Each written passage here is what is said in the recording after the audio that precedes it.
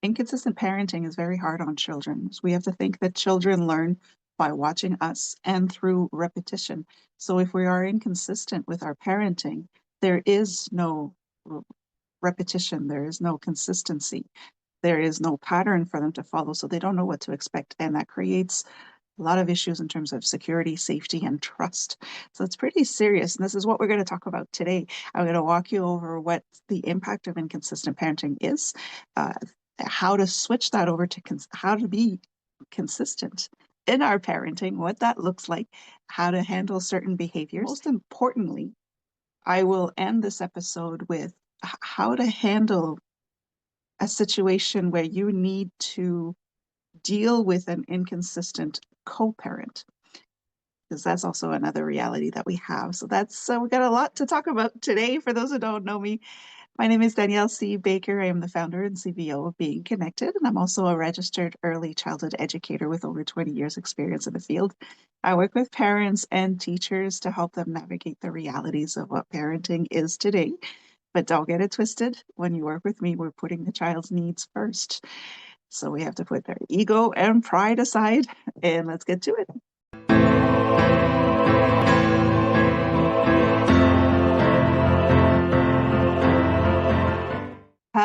Hello, and welcome to the Talk to Danielle podcast. I am your host, Danielle C. Baker. And before we get started, be sure to like, follow, and subscribe to whichever channel you're listening or watching from.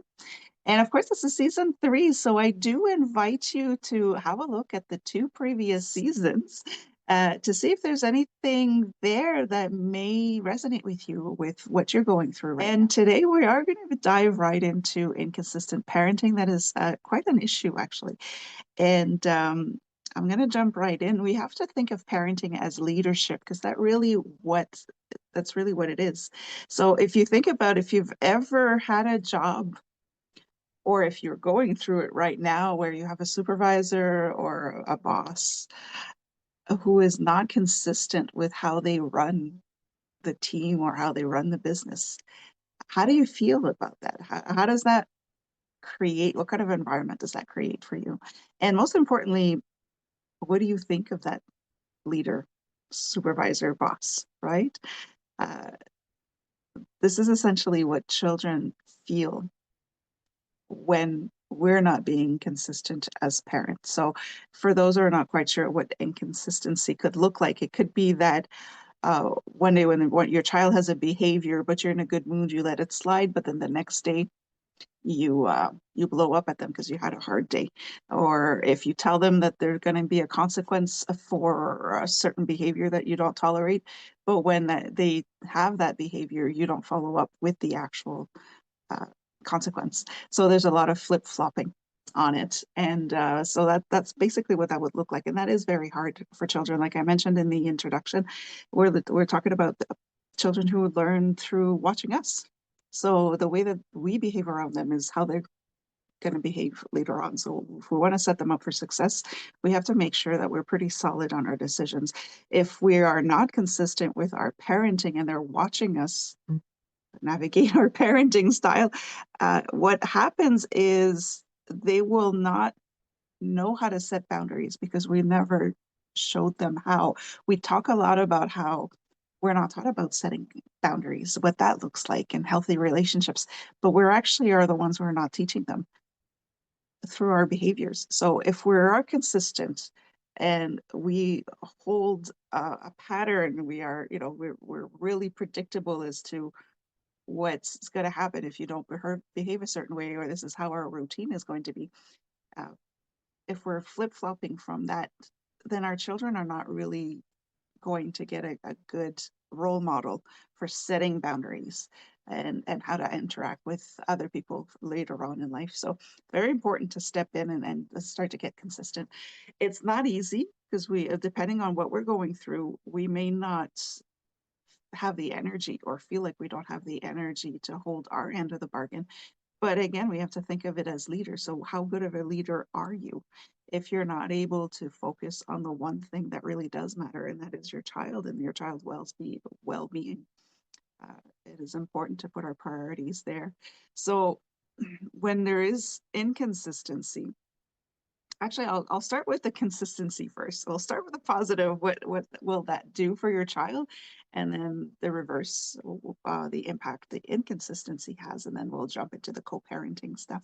So consistency shows up everywhere. It's not just with disciplining your child, but it shows up with your daily routines. Of course, the discipline patterns, but also your schedule and how you're going to connect emotionally with your child. So you're being consistent with the way you interact with your child, what you find funny, how you show up for them. If you show up one day and you're all in and you're playing and you're having fun, but then the next minute you're on your phone and you're ignoring them, that is inconsistent. So how you show up, how do you support your child emotionally, and your routine. If you say things, we're doing this, but then you start moving it around because you don't feel like it, that's going to kind of pull the rug from under your child. So it's very important to hold on to that consistency and not just think about it in terms of disciplining our children. It goes beyond that. It gives our children the understanding of boundaries. So we know that if I'm going to do this, this is going to happen. Or I know that if mommy or daddy says in 10 minutes we're doing this, we know that it's going to happen in 10 minutes and not in an hour or 2 hours later. So we have to kind of play with that. But it also holds them accountable because children are not just because we have boundaries, just because we are consistent with our parenting, it doesn't mean that they're not going to have bad behaviors or make bad choices. And it doesn't mean that they're not going to try to test their limits because that's what that part of the development is healthy for them. But it does hold them accountable for when they do act up or when they don't follow the rules or when they don't do what's expected of them. So it holds them accountable. It helps them understand what boundaries are. Is like this is a hard no, it's non-negotiable, and it will never be non-negotiable. Of course, you have to make it age appropriate, right? We're going to talk about that a little bit later.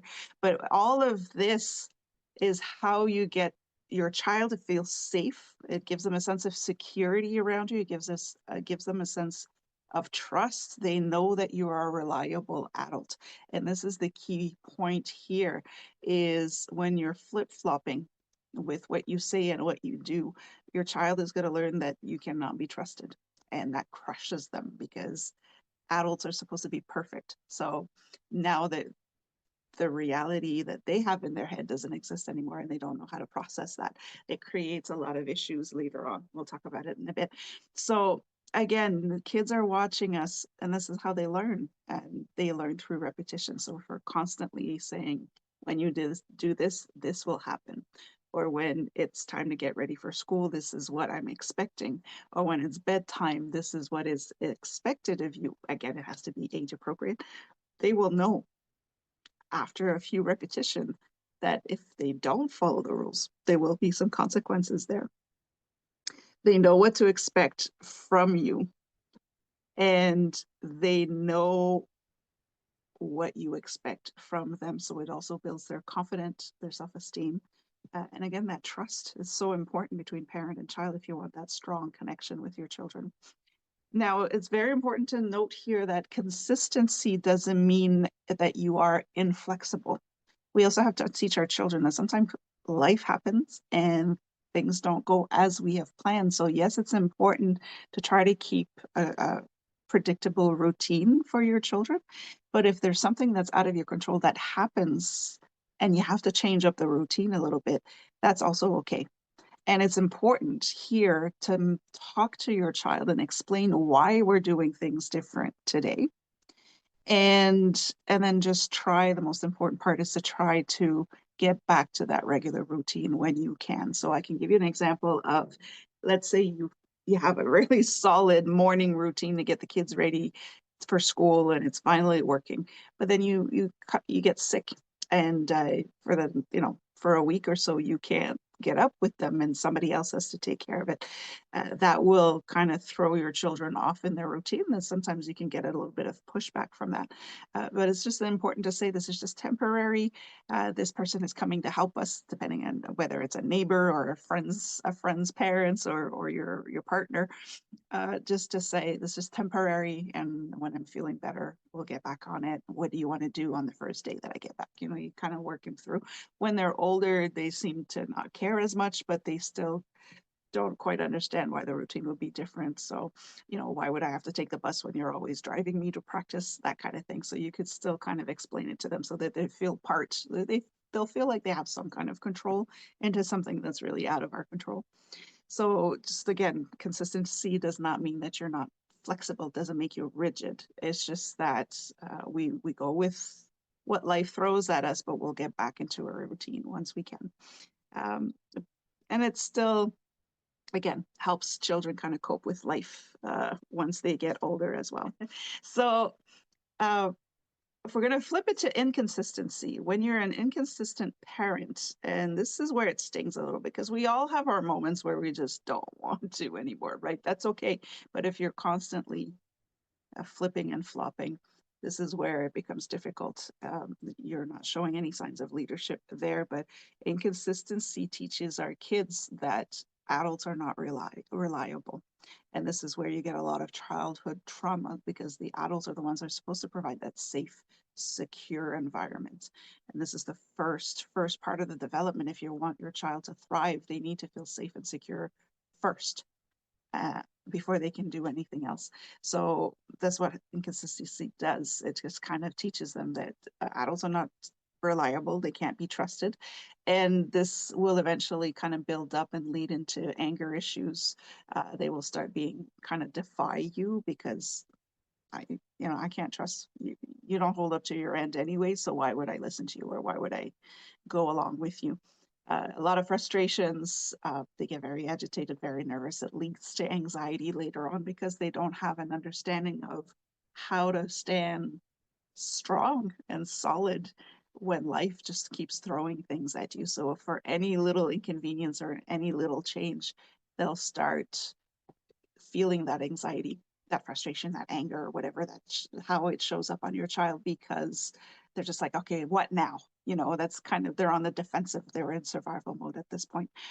Um, so it's important to kind of, if you find yourself to be a little bit more consistent, or if you're working with another parent who seems to be a little bit inconsistent, or even babysitters, caregivers, grandparents, that's often an issue that we have. It's just to make sure you keep that communication, that this is what is expected, and I expect you to hold your hand. Um, and I may create some friction with the other adults, but that's too bad. It's your child. So stand strong, and your child will see you stand up for them, and we'll build that trust even more. So very important when you're looking at, and especially to be consistent, look into your morning routine, uh, your bedtime routine, and then of course, like meal times or anything that has a transition, getting ready to leave the house for something and then coming back. Try to find that consistency there, so that the child knows exactly what is expected of them, and don't just assume that they know what they're supposed to do. A lot of the times we're just like, get ready. But what does get ready mean? We have to take that time to show them, okay, getting ready means you make sure you have everything in your book bag, in your backpack. You make sure you have your shoes on, you make sure you brush your teeth. You put that order in, and you have to teach them again. It's going to be repetition. And every time you don't hold your end, every time you change it up, every time you're inconsistent, you're going right back to zero. Right? They don't start to where you left off. Every time you deviate from the routine, everything that you've worked up to then was absolutely useless. We're going right back to square one. So you're going to have to start again. It's okay. When you wake up, wash your face, brush your teeth, go eat, depending on what your routine is. And also the other mistake that a lot of parents, when I work with parents on getting control over routines and less meltdowns and less tantrums, is to expect that the same routine works for all the children in the house. If you have younger siblings, again, everything has to be age appropriate. So what you're expecting of your 9-year-old is not going to be the same as what you're should be expecting of your 3-year-old. And your 3-year-old will get overwhelmed a lot faster because everything is going so fast, and it takes them time to process every demand that you have for them. So keep that in mind. Keep them shorter and easier for the little ones, and add as they get older and they get their routine done. It also, again, must be reasonable, right? And age appropriate. Your younger siblings are not going to be able to follow everybody at your pace, right? When you're managing their behaviors, this is where the consistency is also very important. Sometimes we like to give in just because we can't be bothered with the arguments again, or the tantrums or the meltdowns. So we give in, and now we're not a leader anymore, right? The child is now the parent. So consistency will reduce the behaviors. They know exactly what's expected of them, and they know exactly what consequence they're going to get, and they know that you're not messing around. So they know that they can't push the limits. They'll still try, but they'll know that there's a consequence there. If you are an inconsistent parent and now you're trying to change that, when we're talking about consistency, we have to start from birth. I'm not saying that we have to discipline our babies when they're just out, but you need to stay consistent with your routines. You alternate, you change it, of course, with age, but um, it's not something that you start when they start school. It's the first 2 years of life that's going to determine how they're going to behave when they are expected to do something. So socially, there's some interactions there that you have to have with your child um, every day, so that they know that this is what you expect, or this is how the day is going to go, and this what will work for them. So it's not something that, oh, they're too young, they can't understand. There's certain things that they can't understand, but yeah, they do. That this is where you start. So from the minute that they were born, we start showing them what it's like to be consistent. And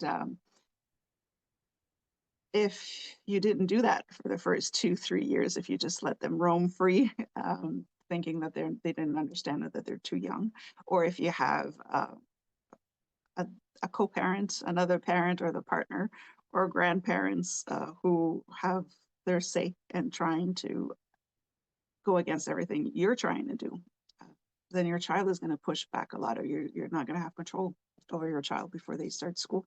And if you're trying to change that, going from inconsistent to consistent, there is going to be some pushback. And this is why a lot of parents kind of give up when they try to get consistent, when they try to get their leadership role back as a parent, uh, because it gets harder. The child doesn't understand. It's not the child's fault.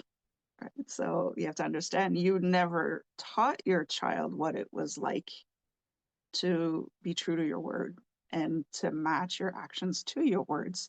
So it's not the child's fault if all of a sudden you decide to lay down the rules, and they don't react to it, or they will, but in a negative way.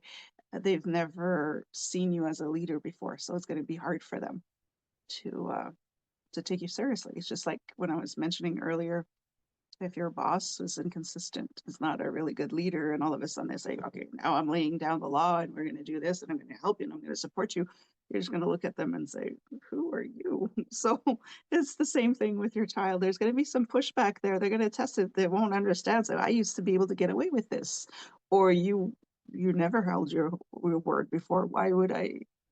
They'll be confused. So you need to gently.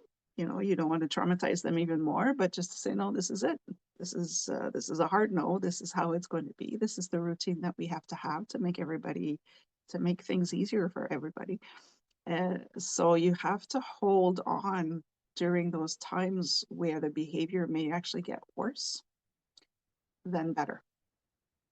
But if it does get worse once you start getting firm on your parenting role, uh, it's a sign that it's working.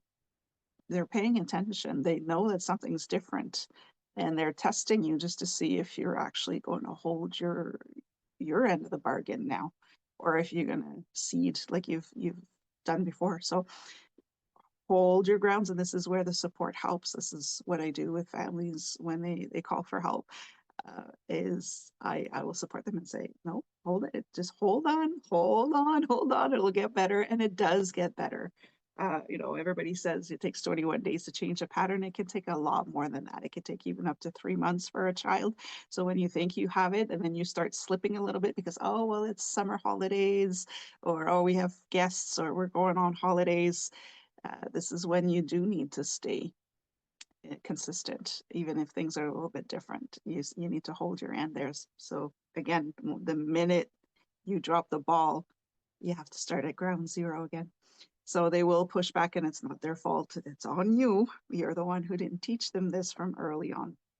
So uh, the fact that they're pushing back, that's your consequence for not doing the work you were supposed to do in the beginning. So consequences need to be logical. Or if you're going to give them consequences, you said, okay, you need to do this, you need to do your chores, you need to do your homework, otherwise you're not going to get the tablet, or whatever consequence you decide to have.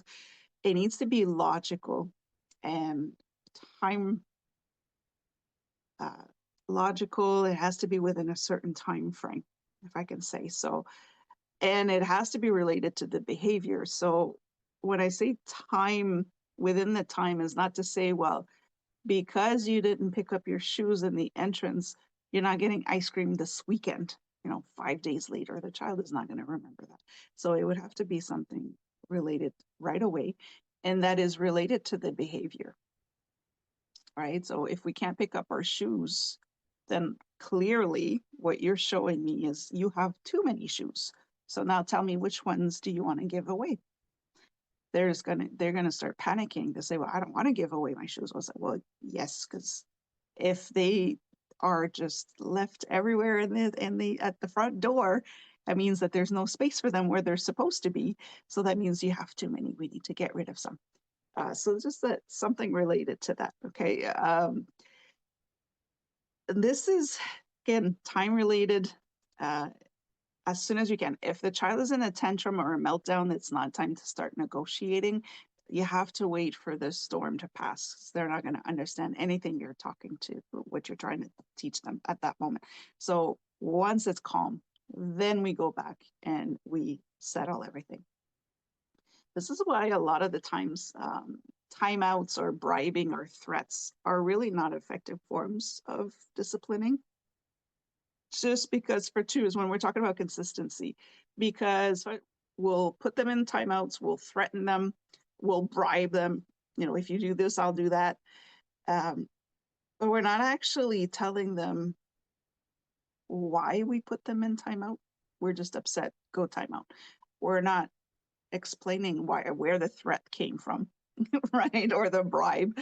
And it's not, there's no follow up to it. And there's no explanation of, okay, because you did this, this is what's happening.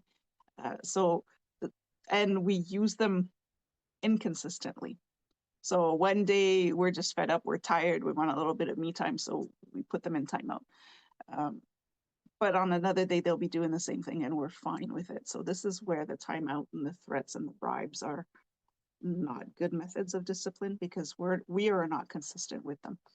If you use them consistently, let's say a timeout is great for when your child is having the tantrum or the meltdown, and say, okay, we can't work this out right now when you're this upset. So let's just sit and calm down. When you're calm, then we'll talk about it and we'll work at it. So that's an effective way to use timeout. But just to put them in timeout because you want them out of your space, that's not it. Just a little side note there. It's very important to explain why they were getting a consequence if they didn't follow what was expected of them in a gentle way, in a calm way. This is the most important thing. We need to remain calm. So if we're all riled up, we're the ones who need the timeout as well to calm down. It's very helpful for the child. If you are consistent with the way that you're going to hand out the consequences, the way you're going to discipline in your morning routine, in your weekend routine, all of that, it creates predictable routines. So with practice, with repetition, your child is going to know, okay, now I brushed my teeth. I need to go down, have breakfast, or I have breakfast. I can go up, brush my teeth. Um, After my teeth, I need to check, I don't know, is my book bag full? Do I have my lunch? Do I have, any, whatever situation you're in, it'll become predictable to them and they'll be able to do it on their own. And next thing you know, they are doing it on their own. So praise them there so that it builds up their confidence and their self-esteem as well. They're going to want to do more to help. Uh, be clear on what is expected. Again, it has to be age appropriate to say, this is what is expected of you. This is how I expect you to behave, uh, so that they can learn. And then again, you need that repetition. So that's why you need to be consistent. Uh, if ever you have modifications, like I mentioned earlier, sometimes they're unpredictable. It's okay, right? It happens. Life happens. We need to teach our kids to be able to handle that. So again, just explain to them, this is different today. We're a little bit more rushed, or this happened. But then as soon as you can, you just go back into your regular routine. It's a great learning experience for them to know that they can handle any kind of, you know, uh, things that were unexpected. And we're going to jump into the inconsistent co-parent. And it doesn't have to be in a separation or divorce setting. It could very well just be your spouse, your partner. But if you're co-parenting, or even with your own parents, the grandparents and the caregiver, that's all part of co-parenting. Uh, this is where the line of communication needs to stay open. You need to stand firm. You need to be consistent to be able to say this is how we're going to handle things when A, B, C, and D happens. It's important to keep that line of communication. Now, you have no control over how other people will receive that or how they're going to handle it. And you're going to have to be okay with that. But you just have to sit down with your child and say, okay, I understand it's a little different with so and so. But you know that with me, this is what is expected, and that doesn't change. Right. So that they can now associate you as the safe adult and as the adult that they can trust. So keep at that. It's, you have to, for your own well-being, you have to accept the fact that you cannot force other people to be leaders when it comes to your child, but you can stay the leader that your child needs. So just reassure them this. I know it's different. They may do it different when they try it out with you, when they test the limits with you because they can get away with it with the other ones. Uh, just say, no, well, with me, that doesn't work. And that's not going to change. So what can we do now to make sure that this doesn't happen again? So it's very important to, if you can, if it's amicable, to set those boundaries. This, okay, this is what I accept. This is what is not accepted. And because it's consistency and repetition that helps the child, can we come to, can we agree on the terms? If you cannot, if it's in a situation where it's not amicable or there's nothing you can do to change or to let the other adults see, then you need to prioritize the child's needs, right? Not yours. It's not an ego thing where I want to teach the other one a lesson. It's my child needs this. And so we're going to have to work at it. So set boundaries. You need to be consistent. Your boundaries need to be consistent. Your boundaries with the co-parent needs to be consistent now in terms of communication, how you handle the dynamic with them. You could even set when you will communicate with them or how you will communicate. Is it just text or emails so that there's something written? Do we need to go to the courts? So this can snowball very quickly. And again, just reassure your child that you're going to stay consistent, regardless of what the other adults decide to do. And the last thing, of course, is if we're dealing with a co-parent where it's not their legal action is required, make sure you get the support for not just for yourself, but for your child as well. Your child is not necessarily going to speak up, but they're the ones who are getting the worst out of the deal. So the other parent may not see it, unfortunately, but this is where you need to be the grown adult and the leader in this inconsistent. Unfortunately, now the inconsistent parent is childlike. Do not call them out on it, though. Don't tell them they're a baby, but for your own well-being and for your mental health, sometimes expecting the other adult to behave like a leader um, is not going, it's just going to disappoint you, right? It's not feasible, unfortunately. So um, just accept the fact that you are the adult, you are the parent, and sometimes it can help you to just speak to the other co-parent uh, like you would speak your child, trying to explain things without being condescending, right? You don't want to throw disrespect into the fire, but just for your own mental well-being, if you're the only one who's consistent and who cares about your child's well-being, just know that then you're the leader, and accept the fact that the other parent is not a leader when it comes to, or they have failed, they're failing in their parenting. So I'll leave you with today. It is really broad. I kind of repeated a lot of things, but again, we learn through repetition, so it's kind of intentional.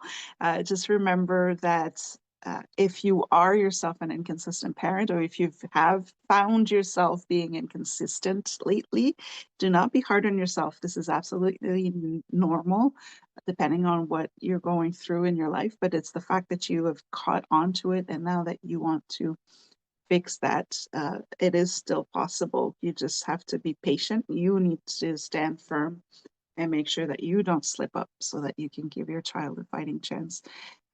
And it doesn't have to be a constant battle either. It is a little difficult in the beginning because you do need repetition to get that pattern going and to make things easier for your child. And usually once they get used to it is when they get older and we need to add more to what is expected of them. So you need to understand that they're learning and it's not easy, and you're learning as they're growing as well. So you have to give yourself grace and just make sure that you're not expecting too much of your child.